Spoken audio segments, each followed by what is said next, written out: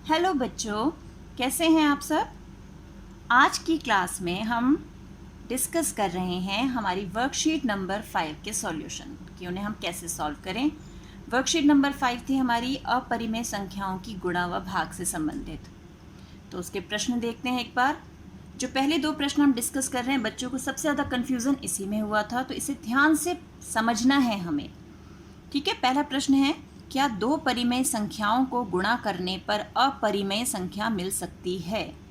कि अगर हमारे पास दो परिमेय संख्याएं हैं, अब जैसे 2 ये भी एक परिमेय संख्या है और 3 ये भी एक परिमेय संख्या है, इन दोनों को गुणा करें तो हमें क्या मिल रहा है, 6।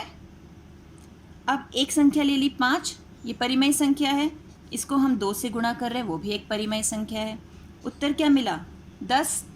6 कैसी संख्या है, परिमेय या अपरिमेय, परिमेय। सिमिलरली 10 भी एक परिमेय संख्या है। यानी अगर हम दो परिमेय संख्याओं को गुणा करते हैं तो हमें जो उत्तर मिलता है वो भी परिमेय संख्या होती है। तो अब प्रश्न क्या है कि क्या दो परिमेय संख्याओं को गुणा करने पर अपरिमेय संख्या मिल सकती है। तो क्या ये अपरिमेय है, नहीं। तो हमारा उत्तर क्या होगा, नहीं, दो परिमेय संख्याओं को गुणा करने पर अपरिमेय संख्या नहीं मिल सकती। आया समझ में। अब प्रश्न 2 देखिए। प्रश्न 2 में इसका उल्टा पूछा हुआ है। क्या कहा उन्होंने, क्या दो अपरिमेय संख्याओं को गुणा करने पर परिमेय संख्या मिल सकती है। तो अब सीधे सीधे कई बच्चों ने ये भी उत्तर लिखा, नहीं, कि अपरिमेय संख्या है, उन्हें गुणा करके परिमेय कैसे मिलेगा। अब बेटा ध्यान से देखो, √2 ये एक अपरिमेय संख्या है और √2 ये भी एक अपरिमेय संख्या है। अगर इन दोनों संख्याओं को मैं गुणा कर दूं तो मुझे उत्तर क्या मिलेगा, 2। 2 क्या है, परिमेय या अपरिमेय, 2 है परिमेय, 2 तो एक परिमेय संख्या है। सिमिलरली अगर √7 को √7 से ही गुणा कर दें, दोनों ही अपरिमेय हैं, तो उत्तर मिल रहा है 7, जो कि एक परिमेय संख्या है।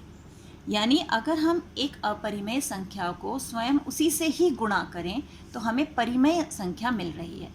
तो अब प्रश्न था हमारा कि क्या दो अपरिमेय संख्याओं को गुणा करने पर परिमेय संख्या मिल सकती है। तो उत्तर क्या हो जाएगा हमारा, हाँ। उत्तर होगा हाँ। और उसके साथ हम ये एग्जाम्पल भी दे सकते हैं कि हमने हाँ क्यों कहा, हमारा रीज़न क्या है हाँ कहने का। ठीक है, दोनों प्रश्न आपको क्लियर हुए कि क्यों यहाँ पर नहीं उत्तर आया और क्यों यहाँ पर हाँ उत्तर आया। अब आगे के प्रश्न देखते हैं। अब अगला प्रश्न जो था हमारा प्रश्न 3, वो है हल कीजिए। इसमें पहला प्रश्न है, ए पार्ट जो है √10 गुणा √5। तो हमने सीखा था कि जब सेम रूट होते हैं, मतलब स्क्वायर रूट हैं, दोनों के दोनों ही वर्गमूल हैं, तो हम क्या करेंगे, हम इनके सेम रूट में इन्हें ले आएंगे। यानी सेम रूट में लाके हम 10 गुणा 5 लिख लेंगे। उसके बाद हम देखेंगे कि अंदर जो संख्या हैं इनके क्या अभाज्य गुणनखंड हो पा रहे हैं। अब हम 10 को कैसे लिख सकते हैं, 10 को हम लिख सकते हैं 2 गुणा 5, और 5 हमारे पास पहले से ही गुणा में है।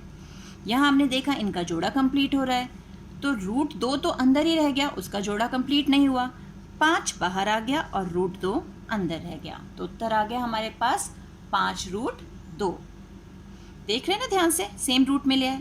इसे भी देखते हैं। अब 3 और 6 है रूट में, दोनों को सेम रूट में ले आते हैं, 3 गुणा 6। अब 3 के तो फैक्टर हो नहीं सकते, 6 के अभाज्य गुणनखंड किए तो 3 गुणा 2, 3 दूनी 6 होता है। अगेन जोड़ा बन गया, तो 3 तो बाहर आ गया, लेकिन 2 जो है वो रूट में ही रह गया क्योंकि उसका जोड़ा नहीं बना। अब आते हैं हम इस प्रश्न में, जहाँ पर हमारे पास बाहर √6 है और अंदर √3 जमा 2। तो ये ब्रैकेट में है, तो ब्रैकेट का मतलब ये है कि √6 इससे भी गुणा होगा और √6 2 से भी गुणा होगा। तो अब इन्हें करते हैं गुणा, √6 और √3 को गुणा करेंगे तो ये आ गए सेम रूट में, यानी 6 गुणा 3। और ये परिमेय संख्या, ये अपरिमेय संख्या, तो ये बीच में प्लस का साइन, इसे हमने लिखा 2√6।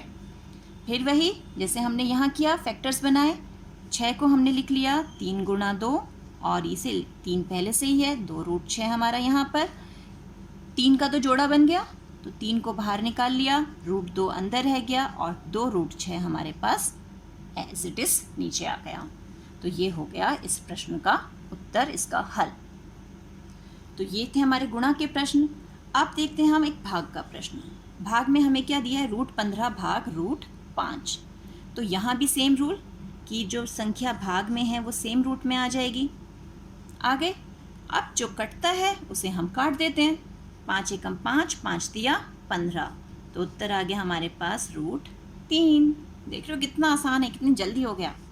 अब इसे देखते हैं, इसे भी सेम रूट में ले आते हैं फटाफट। 7 गुणा 21, गुणा का निशान है। 21 के फैक्टर्स बनाए, अभाज्य गुणनखंड क्या बनेगा जल्दी बता दो। 21 का बना 3 सत्ते 21 या 7 तिया 21, बन गए भाज्य गुणनखंड। जोड़ा किसका बन रहा है, 7 का, तो 7 तो आ गया बाहर और रूट में रह गया 3। अब कौन सा निशान है हमारा, भाग का। तो तरीका वही, 18√3 बटे में 6√3। अब यहाँ तो दोनों ही रूट की संख्याएं सेम है, ये तो सिंपली कैंसिल हो गए। और ये 6 एकम 6, 6 तिया 18, उत्तर आ गया 3। है ना, बहुत इजी। अब आते हैं हमारे ये प्रश्न दशमलव वाले। ये तो हम छोटी क्लासेस से सीखते आ रहे हैं, दशमलव की गुणा, उसकी भाग कैसे करते हैं। हम सिंपली 278 को, अभी हम दशमलव नहीं देख रहे इसमें, हम 278 को 15 से गुणा कर देंगे। तो 278 को 15 से गुणा करने पर हमें क्या उत्तर मिलेगा, हम फटाफट गुणा करो और बताओ मुझे। 278 को 15 से गुणा करेंगे तो क्या मिलेगा, 4170। अब यहाँ देखना है दशमलव के बाद कितने अंक हैं, एक अकेला 8 ही है, यानी एक ही अंक है। तो हम यहाँ से यानी अपने राइट से लेफ्ट की तरफ बढ़ेंगे, सीधे हाथ से उल्टे हाथ की तरफ बढ़ेंगे और एक अंक छोड़कर दशमलव लगा देंगे। अगर यहाँ 2 अंक होते यानी कोई और संख्या भी होती तो हम 2 अंक छोड़ के दशमलव लगाते, यानी उत्तर आ गया 417। अब है 1.06, उसको भाग करना है हमें किससे, 2 से। तो पहले तो 1 है, 1 तो 2 के पहाड़े में आता नहीं, यानी 0। अब आया दशमलव, दोनों संख्याएं आ गई, 2 पंजे 10, ये ख़त्म, 6 उतारा, 2 तिया 6, ये भी माइनस किया 0, उत्तर क्या आ गया, उत्तर आ गया हमारे पास 0.53। तो ये तो हम छोटी क्लासेस से सीखते ही आ रहे हैं और ये सभी बच्चों ने सही भी किए हैं। कन्फ्यूज़न कहाँ हो रहा था, जहाँ अभाज्य गुणनखंड बनाने थे तो क्या कहा, कुछ बच्चों ने सीधे सीधे गुणा कर दी, 10 पंजे 50। नहीं, हमें पहले चेक करना है बेटा कि हमारे उसके गुणनखंड बन रहे हैं अभाज्य गुणनखंड। अभाज्य गुणनखंड बना के हमें चेक करना है पेयर्स बन रहे हैं, पेयर बन रहा है, जोड़ा बन रहा है, तो उसमें से एक संख्या बाहर निकालेंगे और जिसका नहीं बन रहा वो रूट के अंदर ही रह जाएगी। तो आई होप आपके सारे डाउट्स क्लियर हो गए होंगे और साथ ही साथ आपने अपने आंसर्स भी चेक कर लिए होंगे। तो मिलते हैं एक और वीडियो में एक और वर्कशीट के सॉल्यूशन के साथ। तब तक keep practicing and enjoy maths.